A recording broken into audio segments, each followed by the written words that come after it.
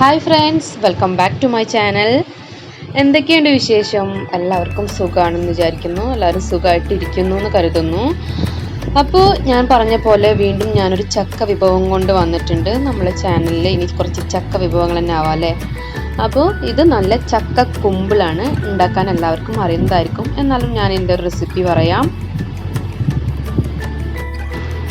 അപ്പോൾ ചക്ക കുമ്പിൾ ഉണ്ടാക്കാനായിട്ട് ആദ്യം തന്നെ ഞാൻ കുക്കർ എടുത്തിട്ടുണ്ട്. ഇതിലേക്ക് ഒരു 10-11 ചുള ചക്ക, അതിൻ്റെ കുരുവൊക്കെ മാറ്റിയിട്ട് എടുത്തിട്ടുണ്ട്. ഇത് നമ്മൾക്ക് കുക്കറിലോട്ട് ഇട്ട് കൊടുക്കാം. ഇനി ഇതിലേക്ക് ആവശ്യത്തിനുള്ള വെള്ളം, അപ്പം വെള്ളം ഒഴിക്കുമ്പം കുറേശ്ശെ ഒഴിച്ചാൽ മതി, വെള്ളം കൂടി പോവണ്ട. അപ്പോൾ പിന്നെ നമ്മൾ ഇതിലേക്ക് പൊടി മിക്സ് ചെയ്യുമ്പം പൊടിയായിരിക്കും മുന്നിട്ട് നിൽക്കുന്നത്. അപ്പോൾ കുറച്ച് ആവശ്യത്തിനുള്ള വെള്ളം ഒഴിക്കുക, അതൊന്ന് വേവാനുള്ള വെള്ളം. എന്നിട്ട് ഇതിലേക്ക് കുറച്ച് ഒരു ഉപ്പും ഇട്ട് കൊടുത്തിട്ട് ഒന്ന് നമുക്ക് കുക്കർ അടച്ചു വെച്ചിട്ട് ഒരു വിസിൽ വരുന്ന വരെ ഒന്ന് വെയിറ്റ് ചെയ്യാം.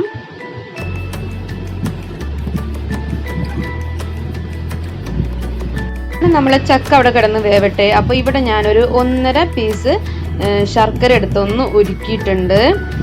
ഇനി ഇതൊന്ന് ഉരുകി വന്നതിന് ശേഷം ഇതിലേക്കൊരു 1/4 ടീസ്പൂണ് ചെറിയ ജീരകം ഒന്ന് ഇട്ട് കൊടുക്കാം. അതൊന്ന് മിക്സ് ആക്കി എടുക്കുക. ഇനി ഇതിലേക്ക് 1 കപ്പ് തേങ്ങ നന്നായിട്ട് ചിരവിയെടുത്തത് നമ്മൾക്ക് ഇതിലേക്ക് ഇട്ട് കൊടുക്കാം.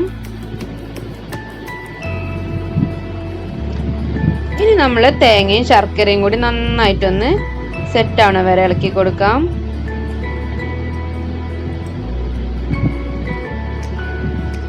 അപ്പൊ ശർക്കരയും തേങ്ങയൊക്കെ അതിലേക്ക് നന്നായിട്ടൊന്ന് വിളയിച്ചെടുക്കുന്ന ഒരു രൂപത്തിൽ, അധികം വേണ്ട, എന്നാലും ആ മധുരമൊക്കെ നമ്മൾ തേങ്ങയിലേക്ക് എടുക്കുന്ന ഒരു ലെവലിൽ ആക്കിയെടുക്കുക.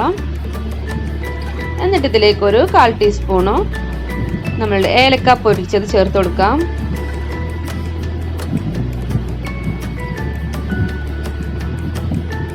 അപ്പം നമ്മളെ ചക്കയുടെ ഉള്ളിലേക്ക് വെക്കുന്ന ഫില്ലിങ്സ് ഇവിടെ റെഡി ആയിട്ടുണ്ട്.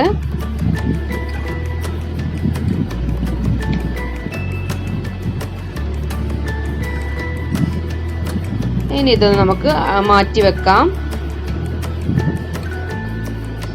അടുത്തത് നമ്മളുടെ ചക്ക ഒന്ന് നോക്കിയാലോ. അതൊരു വിസിലൊക്കെ അടിച്ച് അവിടെ ഓഫ് ചെയ്തിട്ടിരിക്കുകയായിരുന്നു.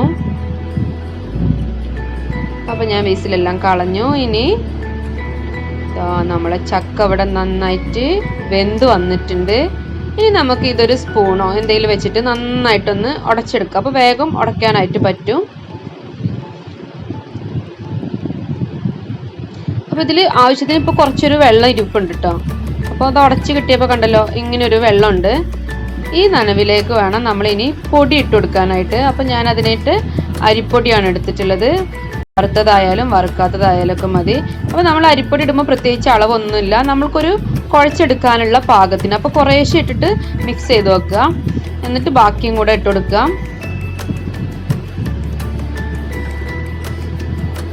അപ്പോൾ ഞാനിവിടെ ഒരു ചെറിയ ഒരു ഗ്ലാസ് അത് നിറച്ചും പൊടി എടുത്തിട്ടുണ്ടായിരുന്നു. അപ്പോൾ ഞാനത് ഫുള്ളായിട്ട് ഇട്ട് ഇത് കുഴച്ചെടുത്തിട്ടുണ്ട്.